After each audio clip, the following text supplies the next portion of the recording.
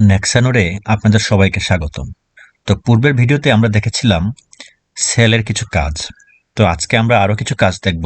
সেটা হচ্ছে format sell বা ইনসার্ট সেল, এগুলো দেখবো আর কি। তো ইনসার্ট সেলটা হচ্ছে আপনারা এখানেই পাবেন। এই যে এখানে আপনারা দেখতে পাচ্ছেন, এখানে আমার মাউসের কার্সারটা যেখানে ক্লিক করলাম আর কি, এখানে দেখেন ইনসার্ট আছে। তো ইনসার্ট সেলটার কাজটা আমরা আজকে দেখব। ধরেন আমি এখানে বাংলাদেশ লিখলাম, এখানে ইন্ডিয়া, এরপরে হচ্ছে পাকিস্তান। ঠিক আছে। তো বাংলাদেশ, ইন্ডিয়া, আচ্ছা এগুলোকে একটু ফন্টটা আমি বড় করে দিচ্ছি, 20 পয়েন্ট দিচ্ছি। আহ, এটাকে কালার দিচ্ছি, আর একটা কালার দিচ্ছি, এটাকেও 20 পয়েন্ট দিচ্ছি, এবং এটাকে তিন রকম কালার রাখলাম।